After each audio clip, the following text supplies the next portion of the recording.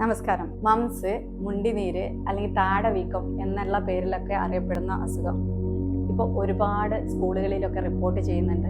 കാരണം ഇത് 5 വയസ്സ് മുതൽ 15 വയസ്സ് വരെയുള്ള കുട്ടികളെയാണ് ബാധിക്കുന്നത്. അതുപോലെ ഒരു രോഗിയുടെ വായിൽ നിന്നും മൂക്കിൽ നിന്നും വരുന്ന സ്രവങ്ങൾ വഴിയാണ് ഒരാളിൽ നിന്നും മറ്റൊരാളിലേക്ക് പകരുന്നത്. ഹോമിയോപ്പതിയിൽ ഇതിന് വളരെ നല്ല ചികിത്സ അവൈലബിൾ ആണ്. 5-6 ദിവസത്തെ ട്രീറ്റ്മെന്റിലൂടെ തന്നെ നമുക്ക് കംപ്ലീറ്റ് ആയിട്ട് ഈ രോഗത്തെ മാറ്റാൻ പറ്റും. പ്രാരംഭഘട്ടത്തിൽ ഉണ്ടാകുന്ന ബുദ്ധിമുട്ടുകൾ നമുക്ക് ഈ മരുന്നിലൂടെ ഭേദമാക്കാൻ സാധിക്കും.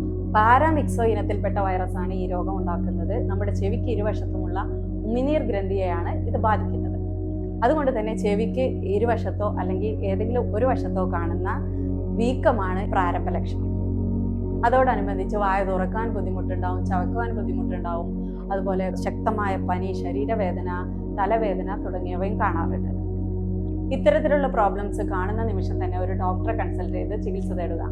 കാരണം 10% കേസിൽ ചില കോംപ്ലിക്കേഷൻസ് ഉണ്ടാക്കാനുള്ള സാധ്യതയുണ്ട്.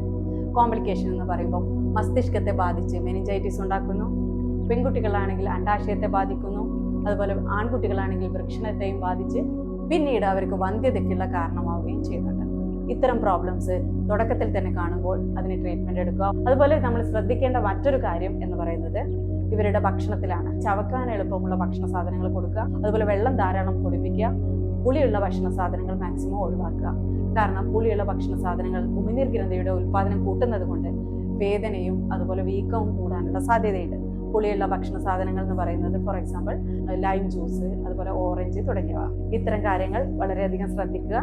ഈ വീഡിയോ നിങ്ങൾക്ക് ഉപകാരപ്രദമായിട്ടുണ്ടെങ്കിൽ മറ്റുള്ളവരുടെ അറിവിനായിട്ട് ഇത് ഷെയർ ചെയ്ത് കൊടുക്കാനും മറക്കരുത്. താങ്ക്